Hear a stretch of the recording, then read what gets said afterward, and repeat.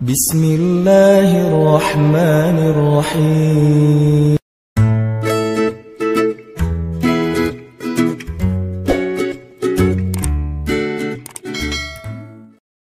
Teman-teman yang dirahmati Allah, bicara tentang cinta, ada satu hal yang perlu kita coba sadari betul dan kita bangun di dalam diri kita, bahwa cinta itu adalah anugerah dari langit.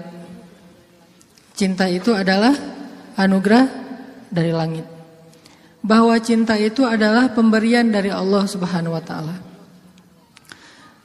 Dan gak mungkin Allah memberikan rasa cinta yang membuat seorang hamba bertambah dosa, itu gak mungkin. Yang menambah dosa, yang menambah kejauhan kita dari Allah Subhanahu wa taala pasti bukan cinta. Jadi kalau ada rasa yang buat kita gak khusyuk dalam sholat, pasti bukan cinta. Kalau ada rasa yang bikin kita jadi sakit hati, pasti bukan cinta.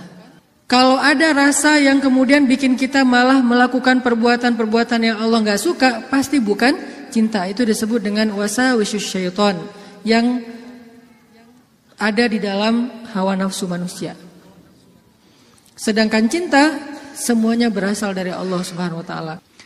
Dan cinta yang Allah titipkan kepada kita di antara hamba-hamba Allah di muka bumi, di langit dan seterusnya, itu cuma satu bagian dari 100 bagian cinta yang Allah simpan di dalam surga. Jadi satu bagian itulah yang kemudian kita lihat dari seorang ibu kepada anak, dari seorang ayah kepada putranya, dari seorang anak kepada orang tuanya, dari seorang pasangan kepada pasangannya, suami istri, istri kepada. Satu bagian yang kemudian dibagi di antara hamba-hamba Allah yang sangat banyak, miliaran bahkan tidak terhitung. Cuman satu bagian. Satu bagian itu kita udah bisa ngelihat pengorbanan seorang suami yang luar biasa. Kayak misalnya teman-teman yang nge-follow Rumah Teduh Sabadiin, ada seorang anak ngerawat ibunya di detik-detik terakhir sebelum ibunya wafat.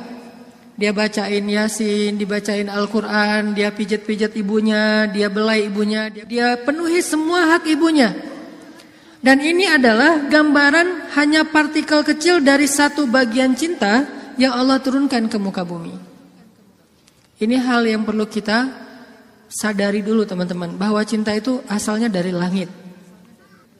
Kalau kita butuh cinta dari siapapun, cinta dari orang soleh, cinta dari ulama, cinta dari orang tua, cinta dari pasangan, cinta dari calon pasangan, cinta dari mantan yang pengen balikan, cinta dari mana aja lah.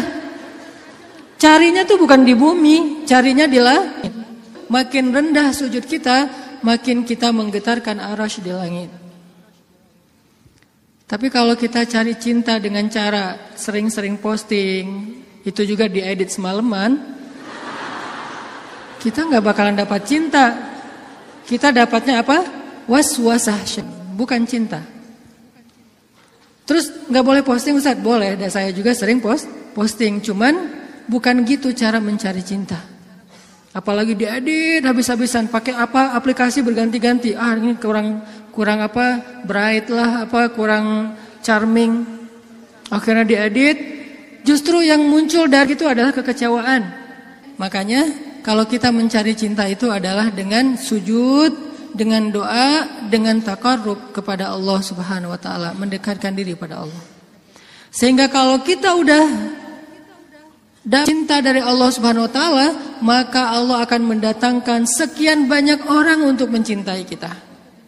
Ada yang dengan status pasangan, ada yang dengan status orang tua, ada yang dengan status teman, ada yang dengan status apapun, bahkan kadang gak dikenal, tapi dia mencintai kita karena Allah Subhanahu wa taala. Dan itulah cinta yang berlimpah. Kebayang gak di antara banyak makhluk, kira-kira gimana yang 99 bagian yang Allah simpan di dalam surga, dan itu diberikan hanya kepada segelintir hamba Allah yang masuk ke dalam surga doang. Kan banyak yang gak dibangkitkan ya, hewan, tumbuhan, mereka tidak dibangkitkan kecuali beberapa jenis hewan dan tumbuhan yang disebutkan di Al-Quran. Tapi pada umumnya hewan tidak mengalami hari berbangkit. Jadi tidak ada hewan yang mendapatkan 7 golongan hewan yang dapat naungan di padang mahsyar, gak ada itu. Yang ada manusia. Kalau hewan ngikut manusia. Kalau dia berjasa dalam dakwah manusia dia terlibat. Tapi pada umumnya hewan dan tumbuhan itu tidak dibangkitkan. Padahal jumlahnya miliaran. Itu adalah satu cinta dibagi rata. Gimana 9 cinta dibagi kepada sedikit hamba Allah Subhanahu wa taala. Makanya Allah mengatakan di dalam surga itu la khaufun 'alaihim wa la hum yahzanun. Di surga itu tidak ada rasa takut, tidak ada rasa kecewa. Enggak ada lagi di surga itu adegan live group, itu udah enggak ada. Di surga itu enggak ada grup yang nge-live kita, kan lebih sakit ya. Di live sama grup. Kalau kita nge-live grup masih mending. Kalau grup yang nge-live kita gimana caranya? Tiba-tiba grup sepi, nggak ada broadcast, nggak ada chat. Ternyata mereka bikin grup baru, kita doang yang nggak di-invite. Itu di akhirat udah nggak ada di surga live group, di live sama grup. Di surga itu udah nggak ada bulian. Kenapa nggak ada bulian? Karena udah nggak ada jomblo. Selama masih ada jomblo, semangat nih kalau udah bab ya kayak gini. Saya bukan mau menzolimi teman-teman gara-gara sering ngebully jomblo. Enggak, saya enggak ngebully, saya cuma empati doang. Kasihan sih. Kasihan boleh ya? Sebagian doang, yang lain insya Allah gue mah asik-asik aja Ustadz sebagai single villa gitu ya. Enggak masalah. Cuman ada sebagian yang mungkin masih berat menjadi seorang yang single. Apalagi baru aja kemarin diputusin. Diputusinnya dengan bahasa yang enggak enak lah gitu.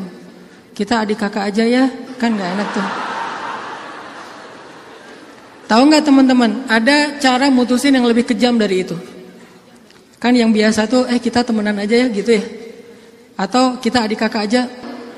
Ada nggak orang yang diputusin sama pasangannya, dibilang, kamu tuh jadi ibu saya aja ya. Kamu tuh seperti ibu buat saya. Ada.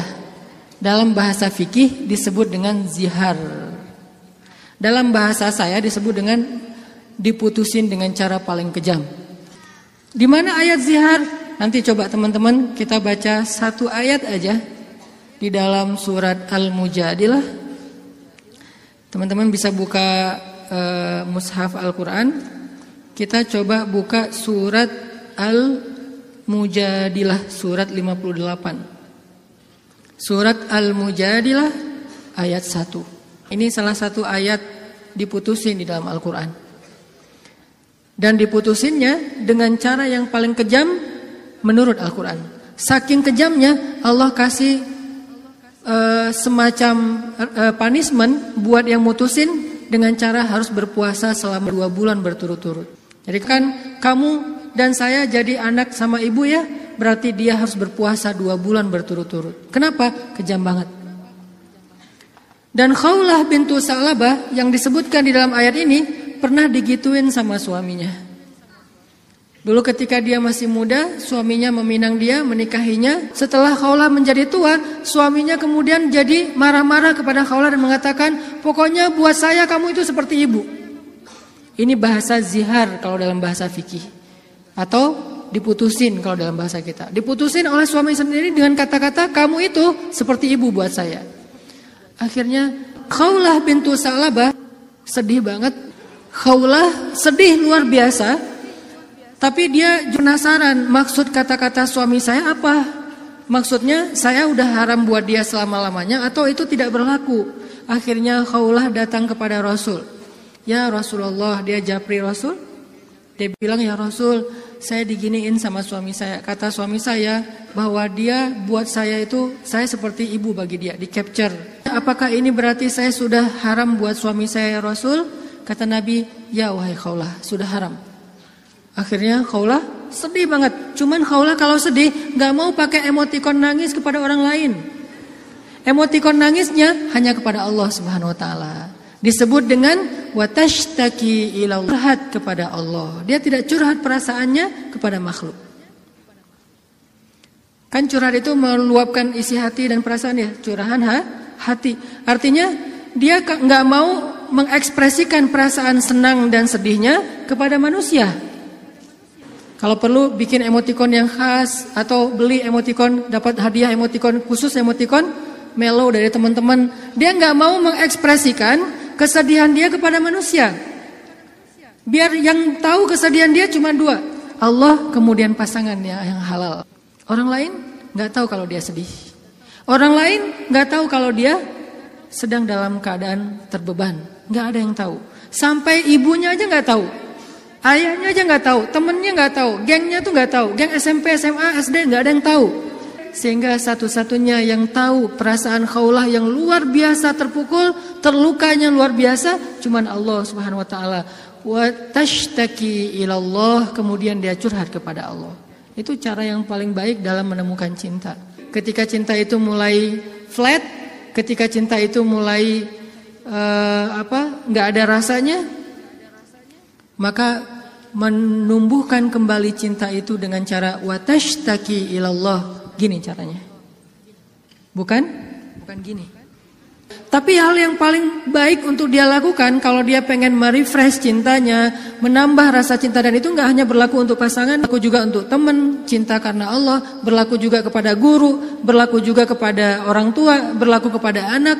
Kalau kita ngerasa cinta kita mulai garing nih, mulai rasanya tuh hambar, maka yang kita lakukan watashtaki ilallah, minta kepada Allah Subhanahu wa taala. Karena dialah yang Allah titipkan, yang Allah kirimkan dalam hidup kita untuk kita luahkan semua rasa. Rasa bahagia, rasa cinta, rasa sedih, rasa kecewa. Semua ke dia, bukan ke orang lain. Kalau kita punya pasangan tapi rasa itu diungkapkan kepada orang lain, maka kita mencurangi pasangan kita. Kita punya pasangan tapi curhatnya ke orang, jadilah TTM ya. Ini berarti kita curang, gak fair sama pasangan kita. Toh kita juga gak mau digituin oleh pasangan kita kan. Terus apa yang harus kita lakukan? Kalau kita ngerasa pasangan kita nggak pengertian, ada zat yang maha pengertian untuk kita curhat kepadanya. Kenapa harus orang lain? Dan Allah nggak akan pernah ngebocorin curhat kita ke siapa-siapa, teman-teman. Allah sebaik-baik penjaga rahasia.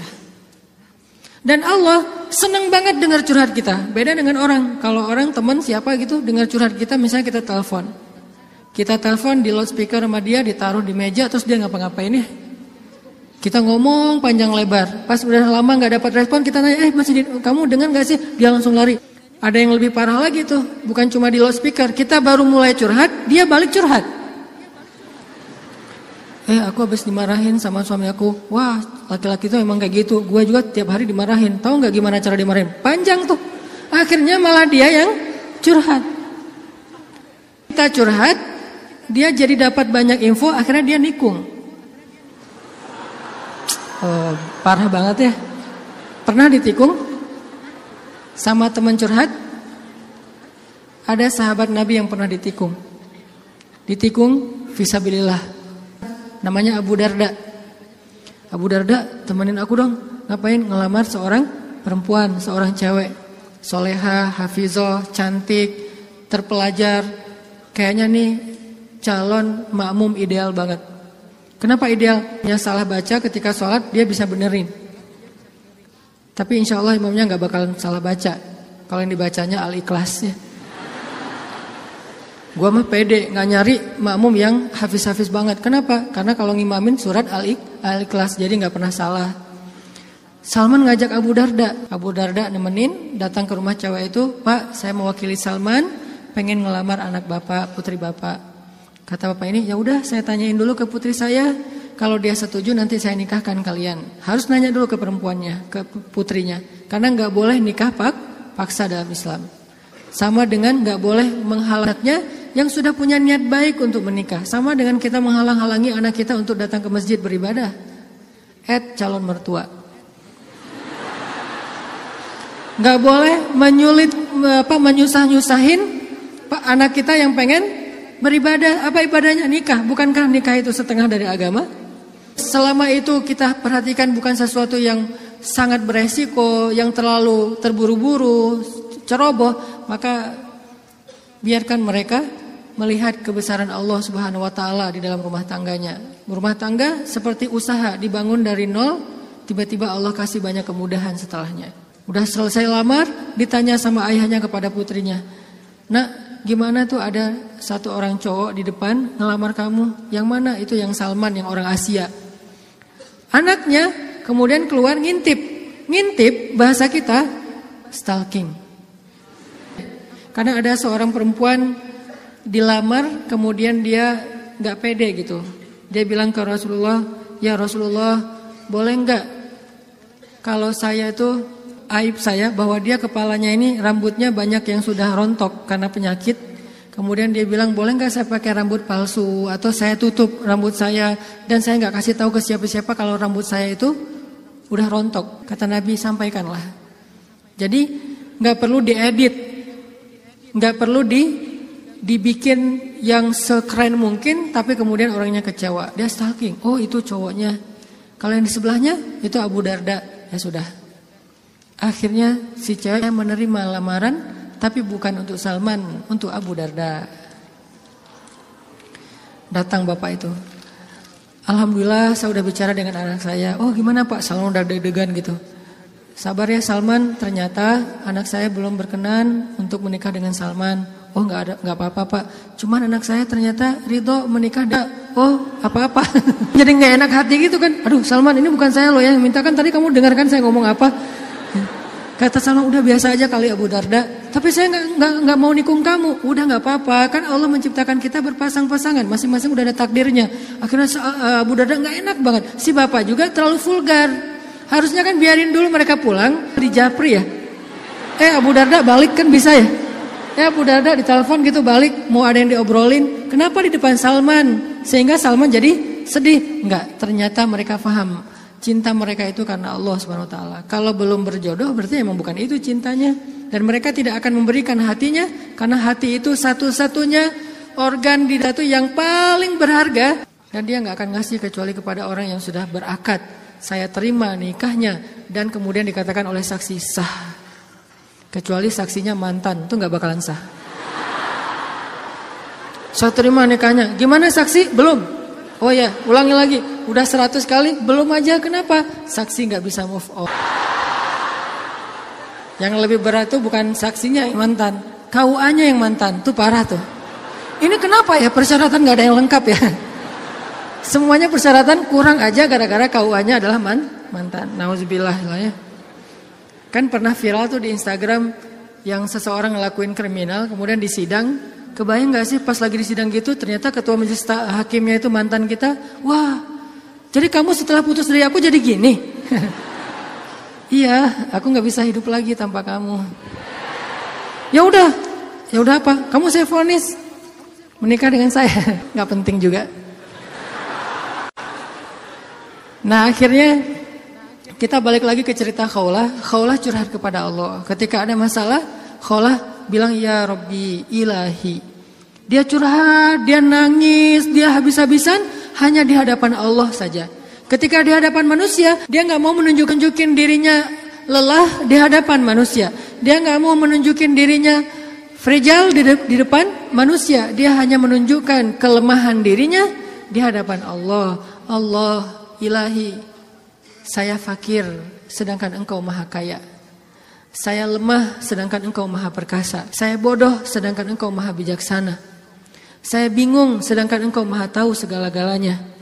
Kita tunjukkan semua kelemahan kita, curhatnya kepada Allah, jangan kepada makhluk. Dan Allah senang banget dengar curhat hambanya. Apa nama Allah yang maha mendengar? Sami'un. Allah itu gak pernah lelah mendengar curhat, doa, dan semua isi hati hamba-hambanya ketika mereka berbicara kepada Allah. Ya Allah, ya Allah. Setiap hari kita berdoa kepada Allah dengan doa yang sama, Allah gak pernah bosan. Makanya Allah As-Sami' yang maha mendengar. Makin panjang curhat kita, Allah makin sayang sama kita. Beda kan sama orang, makin panjang curhat kita, makin ditandain besok-besok kalau kita telepon gak akan diangkat lagi. Pura-pura sibuk lah. Terus kalau kita WA, japri gitu nggak dibaca-baca. Pura-pura tadi tinggalan handphonenya apa segala macam. Karena gitu kita mau curhat, bukannya Allah mendengar doang, malah Allah mendatangi kita. Wa idza salaka ibadi anni. Kalau hambaku bertanya kepadamu, di mana Allah? Saya pengen curhat. Wa idza salaka ibadi anni fa inni qarib. Aku dekat. Artinya ketika kita pengen curhat, Allah mendatangi kita. Kadang-kadang kita gak pengen curhat aja, Allah mendatangi kita karena pengen dicurhatin. Kan baik banget Allah tuh. Padahal kan yang butuh kita ke Allah, bukan Allah butuh kita. Tapi karena saking pemurahnya Allah, dari arasnya turun ke langit dunia. Setelah turun ke langit dunia, Allah bertanya, hal min dhi hajah, ada enggak hamba-hambaku yang butuh pertolongan? Allah manggil-manggil kita tuh di langit dunia tuh. Allah manggil-manggil kita, kita tidur. Ilfil enggak Allah? Besok datang lagi. Hal min dhi hajah, ada enggak hamba-hambaku yang butuh pertolongan? Masih tidur. Ilfil? Enggak, besok datang lagi. Dan itu berlaku dari sejak Allah menciptakan manusia sampai hari kiamat. Enggak pernah Allah ilfil sama kita. Inilah tempat curhat yang paling baik. Hanya ada dua. Satu kepada Allah, kedua kepada pasangan. Kalau tidak ada pasangan, bolehlah sesekali kepada orang tua. Tapi kadang-kadang harus dibatasi juga. Karena ada hal-hal yang kalau kita sampaikan kepada orang tua, pasangan kita enggak ridho. Ketika kita ngomongin ke ibu kita, mungkin pasangan kita menjadi malu karenanya. Masalah nafkah mungkin. Kan itu harga diri suami banget ya. Kalau seorang istri kemudian curhat ke ibunya, ya AA ngasihnya kurang terus setiap bulan. Kan dia jadi malu nih. Ada hal-hal yang suaminya akan malu dan gak rela. Terus kepada siapa yang insya Allah suami kita gak malu? Kepada Allah. Ya Allah, suami saya ngasih nafkah kurang terus udah berapa bulan? Saya sih berharap gak usah banyak-banyak ya Allah, 30 juta aja sebulan. Ini masih kurang 29 juta, kurang sejuta curhat ya. Karena suami kita juga curhatnya ke Allah. Ya Allah, saya pengen nambahin nafkah buat istri saya.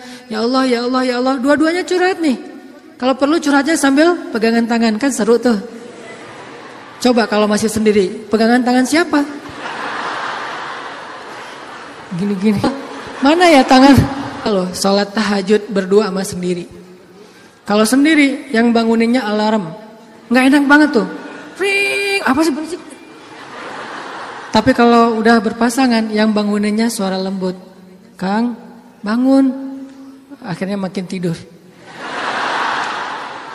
Ini tapi bukan fikih ya. Ini iseng-isengan saya doang nanya ke istri saya. Yang. Kalau kita sholat tuh boleh nggak sih gandengan? Istri saya nanya, gandengan gimana? Jadi kita tengah malam tuh nanya kayak gituan. Gandengan gimana? Gini, jadi kita takbir terus. Boleh nggak sih kayak gitu? Nanya ya. Tapi kalau deketan boleh kan? Boleh. Ya udah deketan lagi dong. Lagi sah. Bisa nggak ngomong kayak gitu ke teman kos-kosan? Deket lagi dong. Bahaya. Makanya teman-teman curhat sama Allah SWT. Analogi dan contoh kasusnya mungkin masalah cinta dengan pasangan ya. Tapi moral of the story-nya tuh bisa kita pakai dalam apa aja. Karena kita punya masalah bukan cuma dengan pasangan, bukan cuma dengan teman, tapi kita punya masalah dalam pekerjaan, dalam apa aja. Pokoknya mau curhat ke langit. Karena Allah selalu menunggu kita curhat. Yang di seluruh bumi juga makhluk-makhluk Allah selain jin dan manusia, setiap hari berdoa kepada Allah. Masa kita enggak mau berdoa? Kulla yaumin huwa fi sya'n wa la ya'uduhu hifdzuhuma. Curhat sama Allah. Akhirnya Khawlah udah selesai datang ke Nabi. Kalau bahasa kita kayak ngejapri ke Nabi gitu. Nabi bilang, kamu sama suami kamu sudah haram selama-lamanya. Karena zihar itu adalah tradisi Arab jahiliyah. Kamu buat saya seperti ibu. Itu tradisi Arab jahiliyah. Yang gak baik banget. Sangat-sangat tidak adil kepada perempuan. Jadi ini salah satu ayat bukti bahwa Al-Quran itu benar-benar turun untuk mengangkat kehormatan perempuan. Karena tradisi Arab jahiliyah, kalau dia udah mulai bosan sama istrinya, langsung dia ceraikan seumur hidup. Kenapa seumur hidup? Biar gak dapat waris, biar gak ada tanggung jawab apa-apa, nafkah segala macam. Kan curang banget kan? Dinikahi ketika muda, pas udah tua diceraikan tanpa ada harapan warisan dan nafkah lagi selama-lamanya. Ternyata Khawlah gak berhenti dengan bertanya kepada Nabi doang. Dia minta kepada Allah. Tadinya gak ada loh fikih zihar di dalam Islam tuh gak ada. Gak ada syariat hukum tentang bab zihar di dalam Islam. Baru ada setelah Khawlah curhat. Jadi bisa dibilang beberapa syariat Islam itu muncul hasil dari curhat-curhat para hamba. Apa arti Al-Mujadilah? Perempuan yang sedang curhat. Ini surat curhat di dalam Al-Quran. Akhirnya turun ayat, Allah sudah mendengar pembicaraan kalian berdua. Allah tahu banget isi japri-japrian kalian. Kemudian Allah mengatakan zihar itu adalah dosa besar. Dan orang yang melakukan zihar tidak berlaku untuk istrinya. Tapi dia wajib menebus dosa itu dengan cara berpuasa 2 bulan berturut-turut. Suami dari Khawlah orang yang sudah sangat tua. Nabi panggil dia ke sini. Akhirnya sahabat nyari-nyari dia, dipanggil ke rumah Nabi. Kemudian Nabi mengatakan, sudah turun ayat tentang masalah kamu dengan Khawlah. Allah enggak redha dengan apa yang kamu lakukan kepada Khawlah. Akhirnya dia dimarahin sama Nabi. Kemudian Nabi mengatakan, ya Rasulullah, saya sadar, saya insaf, saya taubat. Terus gimana menebusnya ya Rasul? Kata Nabi, berpuasalah 2 bulan berturut-turut. Dia bingung. Rasul, saya ini laki-laki yang sudah tua. Jangankan 2 bulan berturut-turut, sehari aja batal. Gak boleh batal sehari aja gak boleh. Kalau batal sehari gak bisa besok dilanjutkan, gak bisa. Langsung mulai dari nol. Ya Rasul, saya puasa sehari aja gak kuat, gimana 2 bulan? Rasul mengelus dada kemudian mengatakan, ya udah kalau gitu beri makan 60 orang miskin. Ya Rasul, gak ada orang yang lebih miskin di daerah sini daripada saya. Akhirnya Nabi ngambil beberapa karung korma, dikasih ke dia, ngasih makan ini untuk keluargamu. Ini juga menjadi dalil gimana Islam itu agama yang sangat-sangat toleran.